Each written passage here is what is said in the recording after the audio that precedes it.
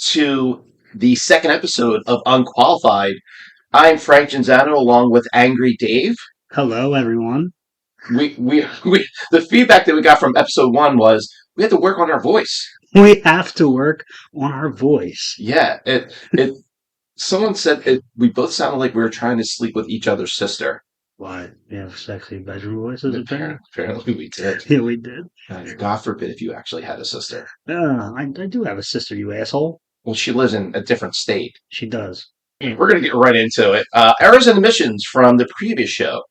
I say that Christian Walker attended. He actually didn't attend Bishop McDevitt. He attended Kennedy Kendrick High School. It's a private Roman Catholic high school located in Norristown. Well, it used to be. It was founded in 1993 and permanently closed its doors in June of 2010. Sorry about that, Christian. But he was a local product who actually crushed it in the last series. Yeah. Had a big hit. Big hit. Good dude.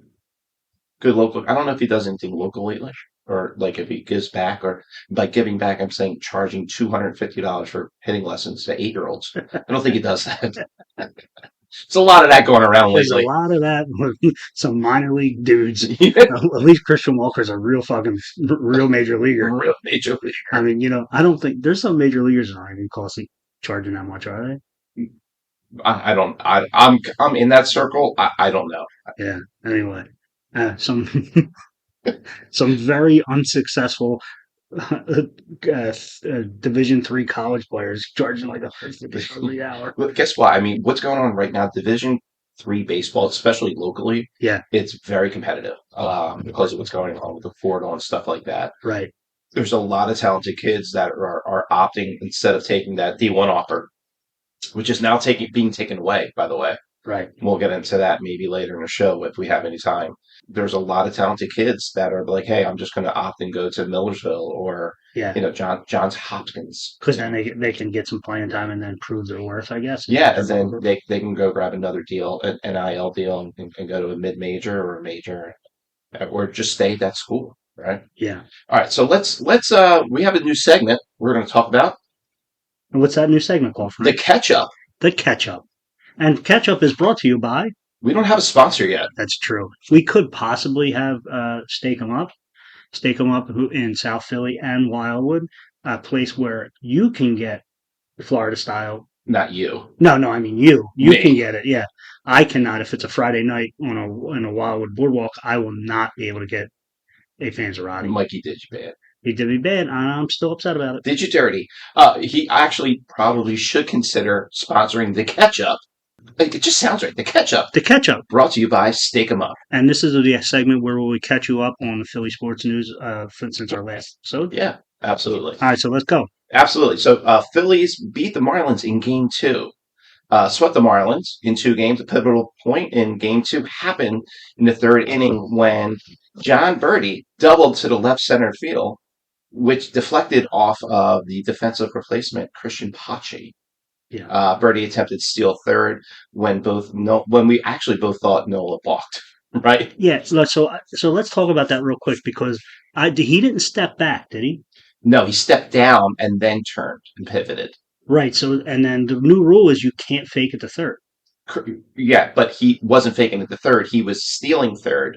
So it was his pickoff move to 2nd. So what happened was he brought his leg up. Yeah. He had it turn past his plant leg, which you're allowed to do. Right. And then he brought his foot directly down in front of his other foot, grounded his foot, and then turned his back foot off of the mound and picked him off. So he did go to 2nd. He was attempting to go to 2nd while he was stealing 3rd. But in the end, it did look like it was like a pickoff to 3rd. Am I wrong about that? No, you're not wrong.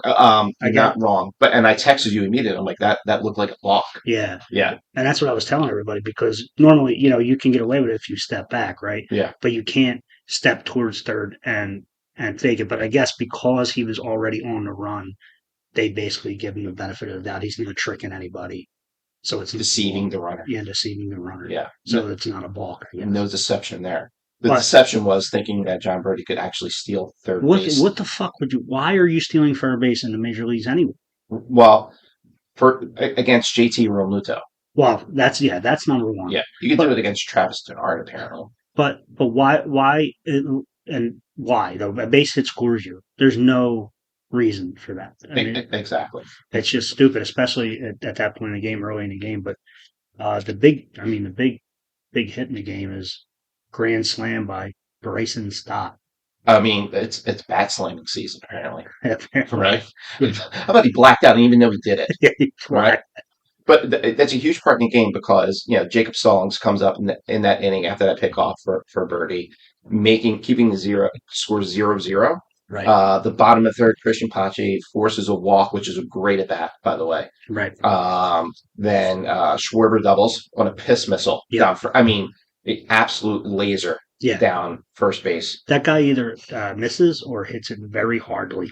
Yeah, I don't there's think no in between. there's nothing in between. No, Yeah, no, there's no 63-mile-an-hour exit velocity like blooper over the second baseman. You don't see them from him, no, right? right. And then Turner steps up, scores on a single, scores Schwarber the second. Yeah, Schwarber running is funny. dude, he runs really worse than most men's league baseball players. He does. So there's a video out there with the Pirates of the Caribbean Yeah, theme of him rounding second, going third. Like, I think about that at least once a night right before I fall asleep. I feel like Kyle Schwarber is so much like people love him so much, especially older men, because they feel like maybe they could play Major League Baseball Right. when they watch this fucking dude play. He's like a guy you would want to hang out with Yeah, too, right? yeah. Well, and he looks like us, although he really doesn't. Because if you ever see him in the locker room afterwards, he's fucking jacked, just straight jacked. We think we look like him. Right.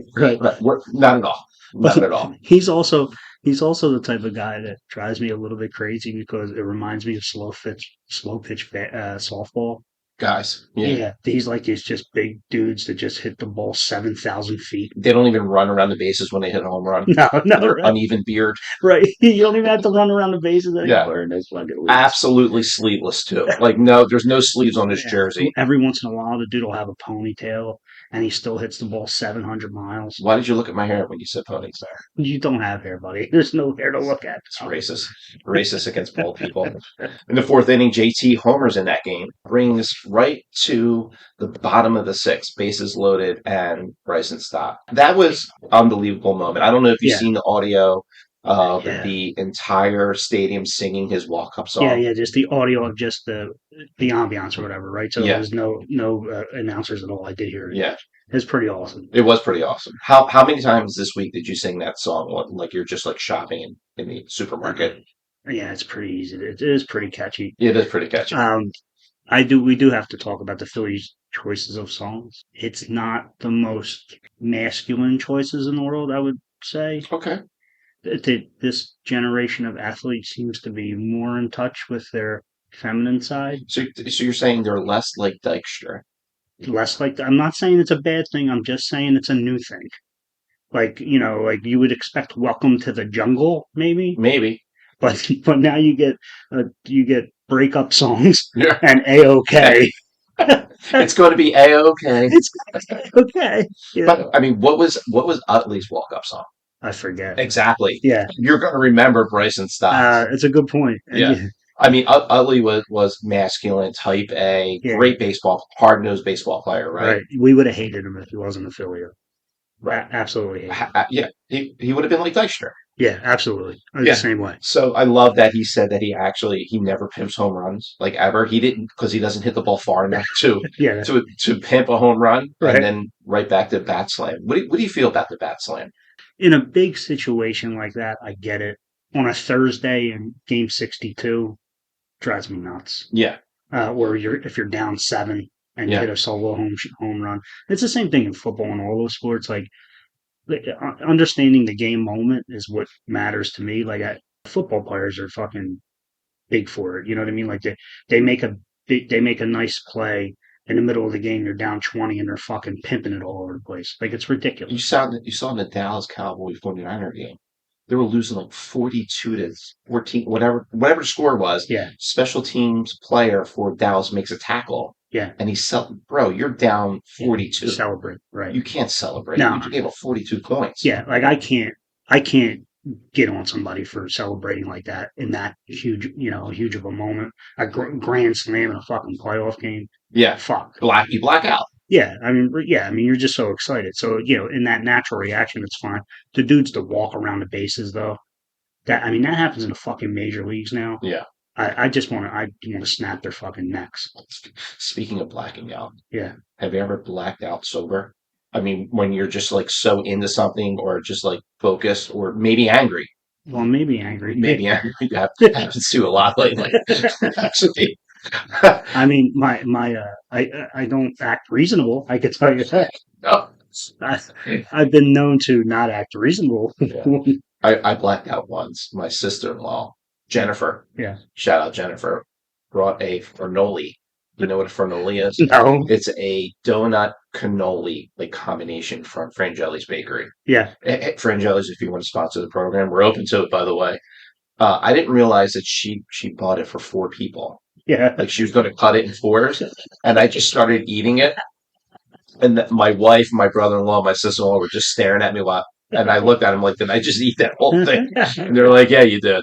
You did. So fat. That's amazing. Yeah. Good news is Phillies go on to win 7-1. Yep. One of my favorite comments from the post game came from JT Realmuto saying, do not give the Phillies a reason to party. Yeah. That the party videos have been great. Yeah, they have been. Like part of my the old man, and wants me to think like, all right, you didn't win anything yet, don't party. But they're such a likable group of dudes that it's fun. It's just fun to watch them have fun. Yeah. And it's like good natured fun, and that's all it is. Do you? I can't think of any Phillies team that I've liked more than this team. I can't think of any sports team ever that just gets it. Yeah. I mean, 1980 they had likable people. Right. Ed Lizinski, the Bull was very likable. Yeah, dude. But I mean, Mike Schmidt is the greatest player, and we were probably a little bit too hard on him at times. But he's an unlikable human being. Yes, in real life. Right. Like we as kids, we used to go get autographs, and he would always go out the back way. You would never get a Mike Schmidt autograph. I have a great Mike Schmidt story. So next episode, I want to talk about the reason I actually don't ask for autographs. Yeah, let's do that. All right, next episode though. Next episode, yeah. Right. But the Mike Schmidt story was, Yeah. I had a friend who was a former, I guess, minor league baseball player. Yeah. Older. Yeah. Lived next door to him in Springfield. Snowy day. Mike shovels his pavement in his driveway, and he gets late. And then he does Charlie's, not Charles, not Charlie, Charlie's driveway and his pavement, and then he knocked on his door and asked him for $10. No, he didn't. Mike Schmidt asked the guy for $10. And Charlie was a big figurehead at 48. Yeah. Yeah, like he was a really good, likable guy. He had some great stories about like Ted Williams. Yeah. And sad that he passed, but because I would love to have him as a guest. But Yeah. when he talked, I didn't believe him because Mike Schmidt was like a hero to me. He was like, no, he's a piece of shit. Yeah. Well, that's like Steve Carlton wouldn't speak. You know what I mean? Like they're just weird dudes. Well, he is a weird dude. Yeah, right. Yeah. I'm just saying, but there's no Bryce Harper is the most likable, like the guy that gets it the most out of any athlete I've ever had here. Yeah.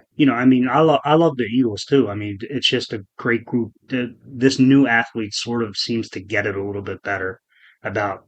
At least in Philadelphia. Yeah, and what came out on the weekend, speaking of other athletes, A.J. Brown saying he wants to play in front of a crowd like that. Yeah. You're talking about it. I've never seen Phillies games be this much energy. Not even in 2008 when we hadn't won in a really long time. Yeah. Right? I mean, Eagles games have energy at times, but it's different. It's just a different energy, right? It is a different energy. It just is. Again, I said it before, but I've been to every NFC championship game that the Eagles had home, except for 2 in their history. Yeah. Or at least modern day, right? Not 1960s, but since 1980. I haven't been to 2. And there's nothing like that World Series game. Nothing. Like that, the one they won where Harper hit all night. There's nothing that tops it. Which started a great weekend for Philadelphia sports. Yeah. Right. So Saturday we have the NLDS Game 1 against Atlanta Braves. Yeah, man, they shut them out. 3-0. Yeah. One of the best lineups. Not in Major League Sports this year, in history. Yeah, I think the Braves pitching did what you thought that they probably would do. Mm-hmm. Strider was fine. I mean, he Wait, but they just shut him down. He's not, Strider is 8-0 with a 1.93 ERA against the Phillies in a regular season. Right, and he was still like under two even in that game because the one run came across as an error. Yeah. So, but yeah, I mean, he had a fine game. They bullpen was incredible. What did you think of him taking Ranger out with 3 2/3? So, my initial thought process was he hasn't given up a hard hit ground ball or hard hit ball at all. Yeah, You got first and second. I understand it's a tight game. There's a reason why I'm sitting on your couch right now doing this podcast. I'm not a right, major league coach. right. It's because they had a game plan and that they were going to use the strength of their bullpen against the strength of their lineup. And I agreed with it afterwards after I thought about it. But initially, again, I sent you a text message like, I don't agree with this. Yeah, I mean, it's hard. I mean, it's gutsy. I mean, clearly made the right call, right? Mhm. So, you can't second guess him. Well, you can still second guess him, but at the time, I think almost anybody was like, "Wow, it's a little bit too early." Like the kid is pitching really, really well. But again, they had a game plan. And he has said that, and Thompson has said that in interviews I've listened to, that he says that's what he's going to do. He's going to have a game plan. He's going to stick to it. And whatever happens, happens, right? But at least I did it for a reason. Right. And he's going to he's not going to bullshit his Right. reasoning, right? Like, Yeah. that other guy just got fired from San Francisco. The concerning part though is how many men were leaving on base Yeah. from an Well, offensive standpoint. so I mean, does that kill us? That kills us in game two, right? I mean, Right. But we had 13 in game one. oh, wow. We had bases loaded once. We had second and third once. Yeah. We weren't able to execute that, right? Yeah. A little bit of a concern. Love the way I think Harper at that point. I think Harper's hitting like 375 Yeah. right now for the series. Turner's having a really good postseason. Speaking of that, he's having a great second half. I guess that Yeah. ovation worked. I guess it did, man. I guess the softer, touchy-feely Philly sports fans working. I guess you have to look at it this way. They're human beings, obviously, They right? are human. They're emotional creatures, Yeah. baseball players, athletes in general. Yeah. And he knew felt like he was failing, right? And he never failed at that capacity before in Yeah. his life. Yeah. He needed some reassurance to know that we're with him, Yeah. that we have you for like the next 11 years or Right. whatever. And we want this to work out for you. We don't want to hate you. I heard some other sports commentators talk about this, and their take on it is, this era of fans has not lived through the awfulness that we lived through, all the disappointment that we lived through. Yeah. We went from 1980 to 2000 or 1983, I guess, because of the Sixers, right? So Right. 83 to 2008 with no championships, right? And a ton of heartbreak, a ton of almost, ton of teams that should have been much better. But this generation has not. We've been more successful. But I see it a different way. I see it because these kids that are playing today get it and are likable. We want to like them, right? So we want to Yeah. give them the benefit of the doubt. You could see the pain on fucking Trey Turner's face. You could see it. So when when the sports commentator suggested to do that, it became easy because you want to help the kid that looks like he's fucking dying out there because that's how much it means to him. Well, look about where he came up, right? He's a South Florida kid. Yeah. He went to NC State, Yep. right? Came up through the Nationals, got Right. traded to LA. Other than NC State, he Yeah. hasn't been anywhere where there's real fans, Right. right? So he didn't. It could be upsetting at how passionate Philadelphia sports fans are, or in the Northeast, like what we talked before, because athletes aren't used to that. Right. And then athletes like Bryce Harper that kind of pours into it. Right. But I mean, he leans into this hard. Hard. Yeah. The fanatic cleats. And especially baseball fans, because baseball fans are not. I mean, or baseball players are not football players. They're not in college getting 100,000 fans to a game, Right. right? Where they get in big time college. Baseball, nobody goes to baseball game. The College World Series, it's about it. Yeah. Probably 25,000 fans or something like that. Yeah. I mean, NC State's probably drawing maybe 1,000. Right. Maybe. A beautiful stadium. Right. Gorgeous there. But like NC State, Arkansas, North Carolina, Yeah. they're maybe drawing like 1,000 fans a game. Right. You're just not getting that same kind of intensity, and to double on that, the intensity that you're getting up here in the Northeast, it's just not the same. Yeah. And then when things happen like what happened last night, like people are upset. Right. and rightfully so. But your passion, like, it ruins your day. Eagles lose, it ruins your week. Yeah. It's so NC State loses, the kids are like, oh, so well, not a big deal. So what's your take? What's your take on yesterday's game? So they're up 4-0. They lose 5-4. I mean, Yeah. So here's my take. One really bad mistake, right, from JT and from Hoffman cost you that game. They right, could not hit a belt high or maybe chest high fastball. right. They couldn't touch it, right? But And they Hoffman can't throw a strike. he couldn't throw a strike with his fastball. Resulted in it. I guess it was a slider, Yeah, right? Low and in, and that kid hits a home run with one hand, right? He yeah, sped his bat up. Austin Riley's 2-run home run was one-handed, right. and it was a pitch that should have been thrown. Yeah, that's You right. know, But I mean, like people seem to want to blame the manager. I don't. What different choice would you have made? so I don't know if I put Hoffman there, Right. who's a journeyman reliever. I probably would put Sir Anthony back. Sir Anthony Yeah. he may have had a rocky regular season, but he's a seasoned reliever. Uh, But Hoffman this year has been more reliable, right? I mean, that's the argument against, right? this year, Yeah, right? But he's a 30-year journeyman I get who you. was in independent ball a couple of years ago. Right. I'm not saying the moment was too big for him. He left. He threw a pitch he shouldn't have thrown at that point, and it was at 3-2. I forget. I Yeah, think it was 3-2. yeah, Yeah, you're trying to get a strike and you're not catching a lot of the plate. And you think low in the zone if he goes and gets it, great. But it wasn't that fast of a pitch. I think it was like 83, 84 miles an hour. yeah. And what people didn't realize is that the entire Braves team could not hit a fastball. Right. So that's the point. The point of what they did in game one was why they took Ranger out so early is because the the metrics say that they can't hit fastballs over 96 miles an hour or something like that. Yeah, yeah, So, and then he doesn't throw his 96 mile an hour fastball. right. And now you got Nola starting tomorrow, Yep, who doesn't throw 96. he does not. He's change up curveball, 92, 93 mile an hour fastball down in the zone. It's going to be interesting, right? Yeah, And, I mean, this is the game, right? This is the game that decides the yeah, series, I think. you and I both said Phil's in four. Yeah, Well, you can't get Phil's in four if you don't lose one game. And, I thought we would steal one game. I didn't know it would have been game one. right.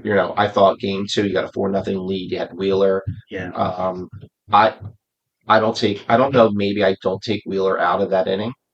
I yeah, wanted, I understand the psyche of a pitcher that you give up a hit when you're just, and by the way, how many times are they going to try and jinx the no hitter? Like yeah, they yeah. said it like 7 times. It was bad. Yeah. So he probably knew what was going on in the game. He understood he had a no hitter going. Right. I probably let him, I want to see my ace finish that inning because if it's 3-2, if we give up 2 runs there or 4-2, Right. I'm okay with it. Right. Right. Right. The error by Turner, Turner's. Yeah. yeah, while he did score a run, it could have been prevented. I mean, that he just both times on both ground balls and the ball coming in from the outfield, he's looking up too quickly. And then we had a third base coach being super conservative again. Again, come on, Dusty. First inning, like I don't know why in the first inning. For a team that's aggressive on the bases, why are you being conservative there? Yeah, I don't know. I mean, it seemed like what's the name Bone was slowing up, but maybe he was slowing up just because he saw the stop sign. But Bone's not particularly fast. But I don't know, man. Yeah, I looked at the replay and it seemed like he was picking the ball up as Bone would have been rounding third. Yeah. So again, if he throws it on line, he's probably out. But yeah, why don't you take that chance? Yeah, you have to. Yeah, You have to, especially in these games. They stole 5 bases, right. right? You have guys stealing bases that don't usually steal bases. You have Trey Turner doing a delayed steal. These are all things that you don't usually typically do. Right. You have to be aggressive over there. I Yeah, think he's a one and done. I think this is going to be his last year over third base. you think so? I think so. Yeah. Dusty. Dusty's going to get dusted. But the Braves, what's the Braves pitching after the top two? I mean, who do they have at this point? They have Stephen Perini. Shout out Stephen Perini. Stephen Perini. He's got a or low 80s fastball, Yeah, he does. mid 70s curveball, Hmm. and a changeup that he thinks is way better than it really is. But we still love him. What was the story when you were catching him and he kept shaking you off? Oh, we were playing the Cherry Hill Cubs on a night game, and we were fucking bombing, absolutely bombing them, right? And we're up, I don't know, 8, 9 runs, Right. right? And Steve, it was early on. Steve wasn't a pitcher growing up. He turned into be a really good men's league pitcher. Hmm. But it was the beginning of it, right? So he used to throw really hard, like high 80s, and for men's league, and he just wanted to throw his fastball today. And these guys are smart enough to know he's just throwing fastball. So I was using the curveball just to keep him off balance. Were you pitching backwards? Were you starting off with a curveball? No, No. hardly ever. Like literally, just trying to throw a different pitch. You know what I mean? So they thought something else was coming, right? So I put down a curveball. He says no. I put down a fastball. He says no. I said, Steve, and he kept fucking shaking me. He kept shaking me off. I yelled at him, Steve, you only got two. Throw fucking one of them. Fastballs. Everyone's getting Everybody's fastballs. getting fastballs. So Bryce Elder or Charlie Morton are the next two guys in line, and the Braves have not announced who's going. Right. I'm not scared of either. No, me neither. No. So here's what I'm a little nervous about. That you take game three, which I think you should. Yeah. Um, but the Braves fans are pounding their chests right Oh now. my God, it's ridiculous. Pounding. It's But literally we're in the same situation as we were last year. yeah, but they're like no energy could be matched at our stadium that happened last night for one play. What, by the way, what a great, I mean, it was an amazing play. amazing And play. again, people want to shit on Bryce Harper today. Bryce Harper did what Bryce Harper does. Hmm. You're He, doing one or two things in that situation. yeah, You're tagging up or you're looking to score, right. right? And he got a little over aggressive, and I'm okay with that. Because that's who he is. Yeah, yeah, Right? I mean, that's who he is. That's why we love him. yeah. That's why we love when he ran through the fucking stop sign in game one. We love it. Right. We even loved it when he tried to beat up Jonathan Papelbon when he was with the Well, Nationals. who wouldn't love that? That guy was a fucking stone cold dickhead. Still is. I'm sure he is. Still is. Sure is. Yeah. So I mean that kind of gets us caught up. Yeah, but the Braves fans are pounding their chest. Yeah. No atmosphere. Like their stadium stinks. Your fans stink. And by the way, why do they get to do the fucking tomahawk chop still? Why is that? Indigenous Why? Persons Day, Yeah. Why is that not racist? Columbus Day. Can I go on my Columbus Day? I don't want to. This is not a Columbus Day podcast. However, I think Indigenous people should have their day. They did. I think Italians should not get their day taken away. That's all I'm saying. Correct. Yeah. Yeah. Give them a month. Yeah. If we change it from Columbus Day to Italian Heritage Day, I'm perfectly fine with that. Just as long as we have our day. Don't fucking take my day away. Are you saying fuck Columbus right I don't give one fuck about Columbus. now? You're not big on symbolism. I don't. That the reason we have Columbus Day is because Italian Americans got lynched. It was it was a tip of the cap from the federal government to immigrants. Largest lynching in American history. Right. So in the 1890s. 1890s, Yeah, whatever. like around that. Yeah. Yeah, 1890. So, but that's why Columbus Day exists. It exists. It's basically a immigrant heritage day. Yeah. Is what it is. Yeah. Right. Yeah. But it's not about Columbus's mission and his raping indigenous people. That's not what it's about. No. All right. So back to sports. Back to sports. Yeah. Then what a beautiful, beautiful Eagles game on Sunday. Yeah, they play really well. I mean, they just played a solid game. Nice to see Hassan Reddick finally found his uniform. Yeah. Yeah, recorded 2 sacks when it mattered. Yeah, it didn't Yeah. matter. Well, I guess that fucking not being able to use his hand hurt, right? Because the first 3 games, I guess he was No like pun intended there. hurt. Hurt. Hurt. AJ Brown, great day. Yep. You're starting to get concerned that there's not enough ball going around in this offense, though. Well, there's not, right? Because if they're going to run as much as they do, there's not going to be. So somebody's going to be left out almost every game. Devontae Smith visibly upset about his usage. Yeah. You saw that on the sideline. I mean, I think that they can figure it out, though. The game dictates what you're supposed to do. I mean, that's why what makes them great is that a great offense is that they can score in so many different ways. So the game dictates it. I don't, if they're taking Devontae out that game, then they're taking Devontae out. So speaking of plays, I never want to see this package ever again. I never want to see Kenny Gainwell in the red zone package. It's a reason why our offense is anemic right now in the red Yeah, zone. I don't get the Kenny Gainwell thing. I've never gotten it. They tried him in the first game. They weren't going to let DeAndre Swift didn't get the ball in the first game. No, I felt like he barely got the ball this game. I know it's weird. The kid, he's so explosive. Hmm. Now again, do they want to calm down on the usage? Probably because he does have an injury history. I get that, but Kenny Gainwell is nothing special. I don't get it. No, and then Rashard Penny is basically not even on the team at this point. Yeah, no. Is he like mentally handicapped? I'm trying to think because is he like dude that can't get an offense? Is that what the problem is? I don't know. Listen, Swift can run in between the tackles. Right, So could Penny. right. Gainwell can't. He's proven that to us time and time again. He cannot run in between the tackles. That's when you need to be able to execute your red zone offense. It's either run or slants or post to create opportunities to score. Again, but you have AJ Brown too. Why don't they again? Why don't they put everybody on one side, let AJ Brown get single covered, and just maul somebody? Yeah, exactly. He's fucking twice the size of most cornerbacks. Ranked 28th in red zone scoring right now. Yeah, that's the problem right now. But the defense played much better. They had that kid that they got, or the guy they got off of free agent market to play inside corner. Roby? Yeah, Yeah. Roby? yeah, yeah. Maybe. No, I think the defense is gelling at the right time.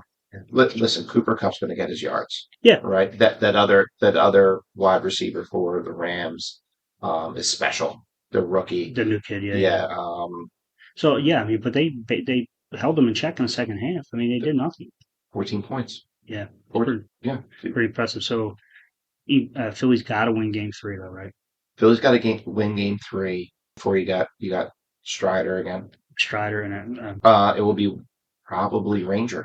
I would think Ranger again. I think Yeah, Ranger. I think that's a game that you gotta and whatever you need to do to possibly try and win that game, not to go back to Atlanta. Yeah, You got to try and win that game. I agree. You really do. Yeah, it's tough. You don't want to go back to Atlanta, but going back to Atlanta with Wheeler again, Yeah. I mean, I'll take it again. New quick. I'm just going to drop this on you right now. Favorite new Philly athlete: Jalen Carter or Jalen Carter? I'm thinking it's a hard choice, but Jalen Carter's a fucking monster. Dude, the things he's doing to offensive linemen have been in the league a really long time. I know this is a little bit early for this, but he reminds me so much of Warren Sapp because of the whole situation. Remember Warren Sapp? What they wouldn't draft him. Right. He fell down in the draft, and Tampa gets him, and it's just a fucking steal. Yeah, it was. It was an unbelievable. I was going to say Jerome Brown. But God Jerome, rest your soul. yeah, But Jerome. Anyway, I spent some time with Jerome. did you? Yeah, good dude. But before let's finish the catch up. Yeah. James Harden returns to the Sixers and begins practicing with the team. And then now he was out in the first game. He didn't play in the first game. Of course, he's not going to play. Yeah, okay. He's going to do whatever he can to force his trade to the Clippers. And the Flyers begin their season on Friday. It's coming Friday. You're going to watch. You're going to watch one series, one period. All right. I promise I'm going. Mostly because I'm doing this podcast now. I'm going to watch it. I promise. That makes one of us. They do have a ton of young kids on the team. They do, and I like the coach. I like Me too. Torella. I really do. And I mean, and again, we talked about it before, but I like the general manager, and I like Keith Jones. So I want them to do well. They've just been so bad for so long, and they're gonna fucking blow again. So yeah, they are. Well, that ends the catch up. Brought to you by no one yet. Hopefully, steak 'em up. We should never put ketchup on cheesesteaks. or a Florida style. Or Florida style, Pete. My favorite is a cheesesteak Florida style. Really? Yeah, always was. You kidding me? Back when they used to make it and I would call and order it, I could just hear just the disappointment in their voice. Back when you used to be able to call and call them on the phone and order food that way. Interesting. Yeah, by the way, I'm all about the technology. I never want to speak to anyone on the phone. It's the greatest thing ever. Yeah. Because they can't get it wrong. They're not rude to you. No, I do be miscalled Hun, though. B1 Hun. Hold! Right. How about you? I want four. Hold! Hold. Stake him up. Hold. Try. Hold! Right. The phone rang for 3.5 minutes. Yeah. Right. And then someone picks it up and says, hold. They don't even say hello. No, I go from 0 to McGaldy in about 3 seconds. All right, what do we got next? Dude, I want to talk about, since it was a disappointing loss Yeah. last night. And it was. It was. I'm proud of this team. I love the way they're playing. Yeah. Let's talk about the top 5 most disappointing losses in Philadelphia sports moments. Okay. All right. Um, Who you got? we have number 5, the 1987 Flyers loss to the Edmonton Oilers. So for me, I put that because for me, that was really my introduction to really pro sports, like really loving it. And the Flyers, the Flyers were like an upstart team that year. Ron Hextall was the goalie. They get to the finals. They get to the finals to the what turns out to be probably the greatest team in NHL history. The Edmonton Oilers, Mark Messier, Wayne Gretzky, Grant Fuhr, Paul Coffey, they literally fucking filled with Hall of Famers. I'll forget three. I know there's at least three other Hall of Famers, and we bring them to Game 7. We go down 3-0. We come back. We go to Game 7, and then they just get their shit kicked in. And for me, it was just I was just so excited for it. And then the letdown was, well, I remember crying on Marshall Street, like crying in the street. In the middle of the street. Yeah. Well, Yeah. It was, they were just so much better. yeah. They were faster. Yeah. I think they were doing the dump and they executed the dump and chase really well and just got to it so quickly. Yeah. And I just remember feeling like Wayne Gretzky was floating on air. He just understood the game better than everyone else, right? It was Yeah. just, think about where you would want to be if you were the puck, right? And that was his game, Yeah. right? And that's like right when he started to transition from like 79 to like that year, Yeah. to when he went from a goal scorer to the most assists, I think. Yeah. So Wayne Gretzky still to this day has more assists than anyone else has total points. Yeah. So that's more assists than goals and assists for any other player in the history of the fucking game. That Wayne Gretzky is the greatest player in his sport. Like he might not be the greatest athlete ever, but he's certainly the greatest player in his sports history. I mean, we'll probably do that on another podcast. We'll list the top 5 favorite greatest athletes of all time. Yeah. My list is probably going to be a lot different than yours. I can tell you that. Really? Yeah, Jim Thorpe's on my list. Jim Thorpe was an amazing athlete. I mean, the guy won 2 gold medals with 2 shoes that he got out of the trash can. Right. Yeah, he didn't have any specialized breathing chambers before a race. Yeah. I'm talking about 2 little. There's a picture of it on the internet of one of them is a dress shoe. Really? Yeah, and he won 2 gold medals. Yeah, we got to talk about the history of why Jim Thorpe, Pennsylvania, is called Jim Thorpe, Pennsylvania. Yes. Clue: he's not from Pennsylvania. It's just a large Polish community up there too. Right. Number 4, this one really hurts because I thought we had the opportunity to really win the game. Yeah. Fog Bowl. Yeah. Fog Bowl happened on December 31st, 1988. Philadelphia Eagles versus the Chicago Bears. Again, Eagles had a great year, had the best defense in football, and it was a series. The Fog Bowl really represents a series of years during that Buddy Ryan era, where they were just an amazing defensive team. He couldn't have cared less about offense, but he had some great offensive play. Like he had the future of the quarterbacks as his quarterback. Yeah, he was literally the first one. Weapon X. Randall Cunningham was what every quarterback wants to be these days. And he actually showed it in that game, shockingly, with such little visibility. Yeah. He threw for 407 passing yards that game. That's incredible. Yeah. It felt like as soon as we started to get the momentum in the game, it was right in the second quarter. Yeah. We take a 9-7 lead, I think. Right. It just appeared out of nowhere. Right, and then they should have stopped the fucking game. Any other time they stop that game. Right. Yeah. Any other time they wait for that clock to clear. Right. Come play it the next day or whatever. Right. Whatever. The announcer was like, I think he caught it. Yeah. Yeah. On throws, You could not remember. You remember watching. You couldn't see anything. No, you could not see anything. You could see 10 yards down, 15 yards down the field. How's a football official going to call? Speaking of officials aren't having really, they're not doing well baseball or football. No, It's not good. It's it's like bottom of the barrel right it's not now. good. Yeah, especially in baseball right now with the box around, like you can see like when they're just wrong. Hmm. Yeah. That's not good for that. No, it's not. I can't believe the umpires unions, which is strongest union in unions, Right. is allowing that to happen. Number three, the Carolina Panthers loss in the NFC Championship game. So yeah, I told her we talked about my reaction in that game in the last episode. So this was year three out of the 4 years we go to the NFC Championship 4 years in a row. Yeah, This is the third loss in a row. third loss in a row.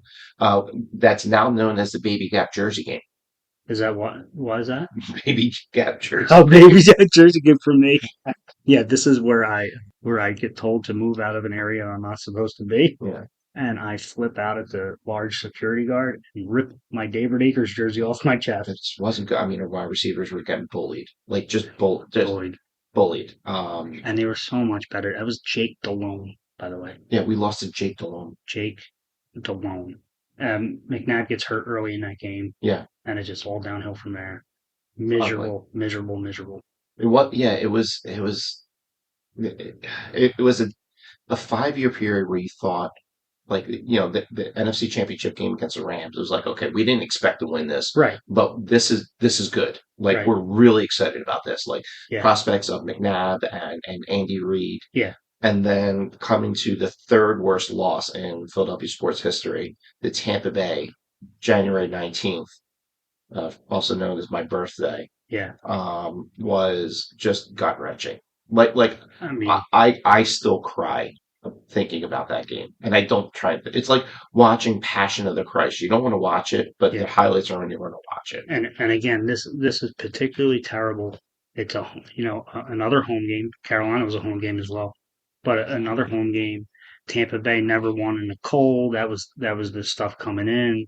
The Eagles should have their number. It was going to be freezing out. The Eagles go up early. It looks great, and then they just can't play defense. No, no, and our whole game plan got taken away from us. Yeah, You got outcoached that game. there's no question. I would much rather have Andy Reid now than Andy Reid Yeah, back he's then. a different coach now. I mean, he's learned his lesson, I'm sure. I mean, everybody should get better over time. But Yeah, but why do they always have to get better? Like, start here and go elsewhere and be better. Francona. Francona, I know. Like, Because why does that always happen to us?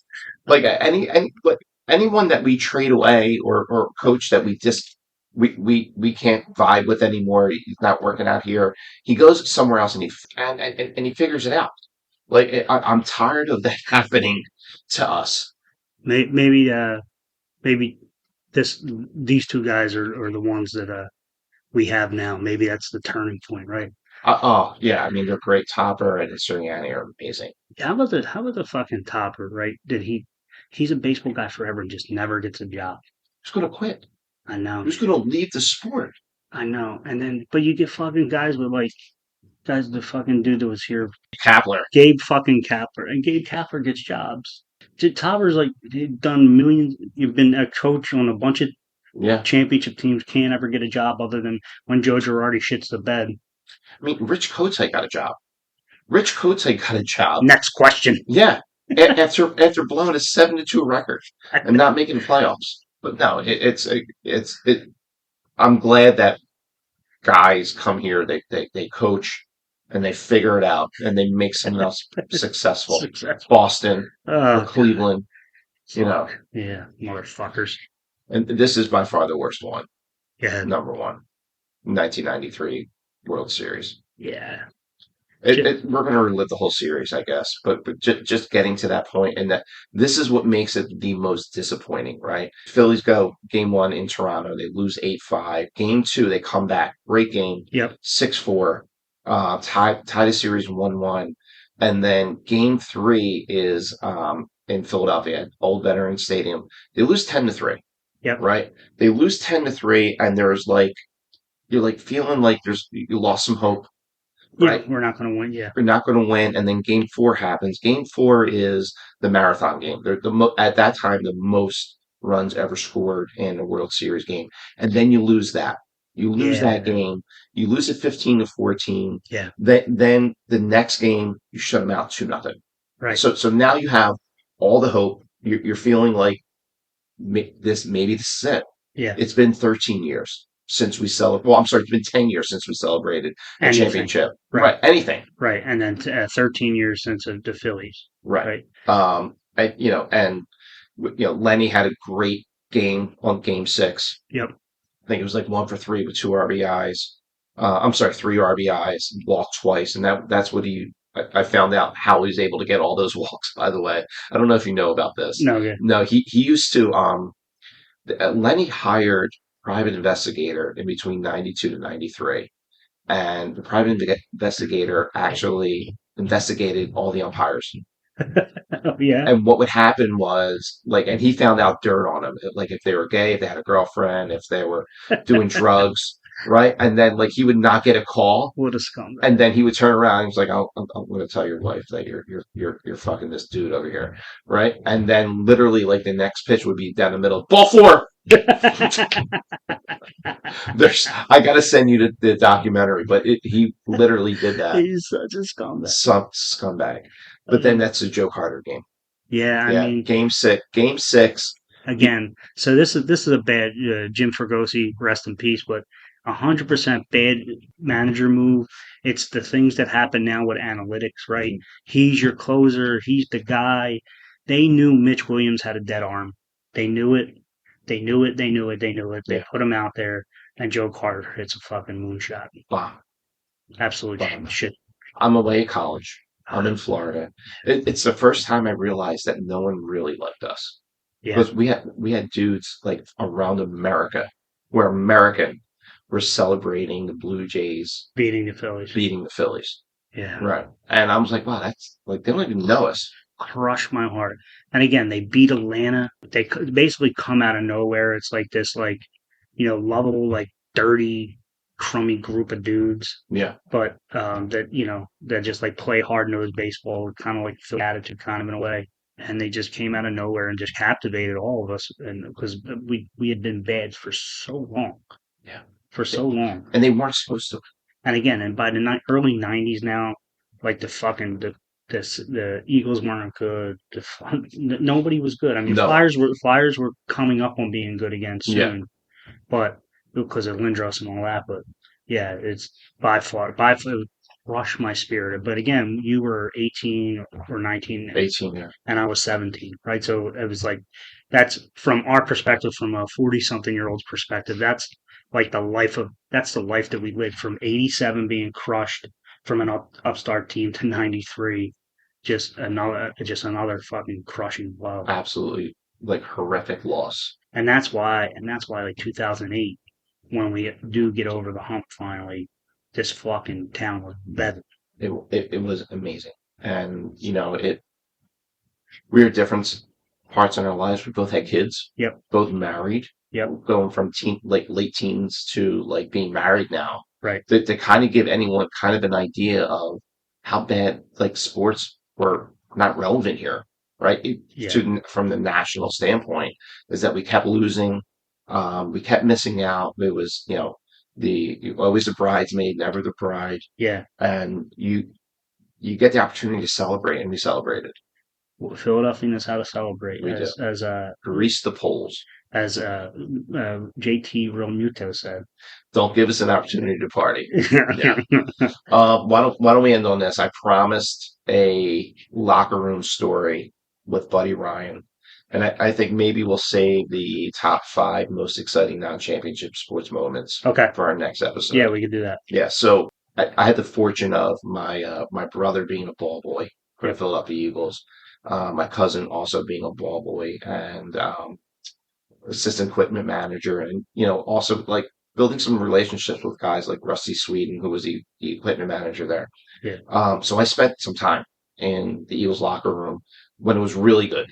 Yeah. Like I'm talking about like Reggie White, right? Jerome Brown, Steve Spagnuolo, Randall Cunningham. I had some dudes. There were some dudes there. Right. Some really good dudes. Like my cousin was still, I think he still is pretty relatively close with Matt Cavanaugh, Oh, who was really? the backup quarterback Yep. to Randall Cunningham. But there was a dude that wasn't a good dude. He wasn't particularly nice. He was kind of like cocky, like know-it-all. Always gave me a hard time. And it was Junior Talatasi. Junior Talatasi, really? Junior Talatasi was a dick to me. Was he really? He was really like every time I was in there, always gave me a hard time. Interesting. And let me paint a picture for you. I'm a I'm 11 in a men's locker room. I sleep in Santa Claus, and I saw naked black men. Right. Yeah. It's not important to the story that they were black, but it kind of is. Right. Because like I thought, like shit, that's going to be me one day. No, no, it was more like the white offensive lineman. Right. Jarring. It was a shock the first time I walked in there, and Right. it was just how normal it was to be in a locker room. Right. And Junior caught on to that. Like he caught on to like my uneasiness Yeah. of seeing other naked men. The Right. only naked person I've ever seen was myself, ever. Right. Right. Um, Yeah. We're Italian Catholic. We don't see each other naked. ever. Yeah. Ever. Actually, I don't think, I think it's frowned upon right now to let a kid in the locker room like that. You know? Yeah. Like, come on, son, come in the locker room right Probably now. should be. But yeah. So Junior caught wind of this. So I'm skittish walking around, right? Yeah. And right where their training room was, believe it or not, they on the right hand side of the door threshold, they had bull balls, Yeah. bull like from a Yeah. bull, Yeah. that right hanging there, like I guess like get a pair of balls or something like that. Right. And Junior's giving me a hard time. Buddy Ryan sees this, and I turned into Buddy's guy like pretty quickly. He knew my name, which was really cool. Yeah. And he saw the juniors giving me a hard time. He saw the environment that I was like, he's a grandpa, he's dad, Right. right? And he took the bull balls off of the door and he threw it at Junior and told him to leave me alone. And Junior never said another word to me. I was Really. probably in that locker room like maybe another 4 or 5 times. He never said another word to me at all. It was the game that they were leaving to go play the St. Louis Cardinals. Yeah. And earlier in that year, this was a strike year. Earlier in that year, we lost to the Cardinals, who's always a bad team, but always played us well. Yeah. Right. Right? Like we should have always won those games. Yeah. Greg Garrity, Penn State product, gets tackled at the 1 yard line and ends the game. Yeah. I Right? remember that. And then the next time they're playing it's the first time I'm in the locker room. Okay. I think either Matt Cavanaugh or Spagnola gave me a ball to get signed for a kid in the hospital. Yeah. And he was like, go around to everybody. Here's $10. Go around to everybody. Get everyone's autograph Yeah. on this ball. Right. And I'm walking around and I'm skipping all the naked men. I'm not doing it. Right. Right. They think I'm not doing it because I don't think they're good enough. Yeah. Right. I'm not doing it because they're naked Right. in their locker. Right. So I skip right over Greg Garrity, who's naked in his locker. And he's like, yo, he's like, you want my autograph? And I turned around and I said, well, maybe if you score a touchdown this game, I'll come back and get it. And they went ballistic. The guys in the locker room went ballistic. Laughing? Laughing. Yeah. He scored a touchdown. I saw him 2 weeks. I'm like, I'm good. I still don't want your autograph. But Greg, I'm not a jersey guy. If I was going to get a jersey, Wes Hopkins would probably be jerseys. Yeah, Greg Garrity was like one of those, just gritty dudes that, like made his way, right? Yeah. He wasn't particularly athletic. He was a slot receiver, made the slot receiver probably popular. The Yeah. small white slot receiver. Yeah. Well, like the Wes Welkers of the world. You got another story? Any other one? You know what? I have probably like 3 or 4. I'm going to save them. Okay. I'm going to save them, especially with your boy Andre Waters. All right. Yeah. Yeah. For other podcasts. All right. Yeah. So I have an Andre Waters jersey story that's going to be coming out right before this podcast. I love it. Love it. Andre was one of the nicest guys. Was he really? He was not well spoken.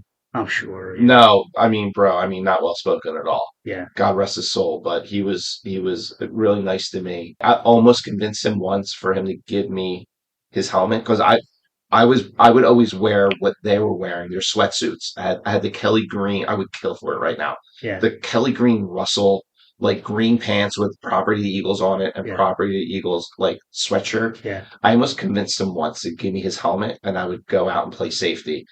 And he said, no, no, no, no, no, no, no. You want to get hurt. You want to get hurt. You're going to get hurt. You're gonna get hurt. All right. Well, so all right. Next episode, we will talk about the 5 most exciting non-championship moments, and I want to actually focus on regular season moments because it's a little bit easy when you talk about non-championship playoff moments, right? Yeah, but I mean, I always consider playoffs like in the championship. Okay, good. So yeah, we'll focus on non-championship regular season moments. I want to tell the story, the Angry Dave story of the reason I do not ask for autographs, and that stopped at 12 years old.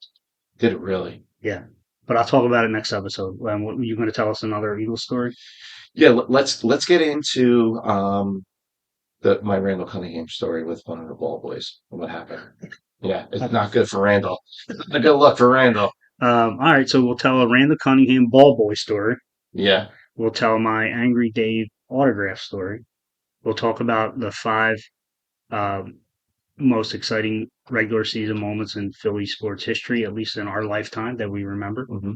And And we'll do the catch up. Brought to you by somebody new. Sheep ass Mikey Lane. Mikey's turning 50 this week. Shout Is out he to really? Mikey. He is turning 50. What's he doing for his birthday? Is he staying inside, not doing anything, or answering anyone's text messages? He's getting really good at that I lately. know. Listen, he's got a lot of kids to take care of. He's a busy man. He's a busy man. Happy birthday, Mike. Happy birthday, Mike. We love you. We are going to take him out to dinner, Frank. You're going to take him out to dinner, you mean? Yeah. I didn't get that invite. Well, I'll make sure. Sorry, maybe next time. I'll make sure you get the invite. I want to spread the check out. It's fine. What day you take him out? Next Friday. Not this Friday, next Already got plans, but that's cool. I'll meet up with you later. Friday. Oh, fuck. Yeah. So I'll definitely meet up with you later. All right. Until next time, boys. We're out. All right.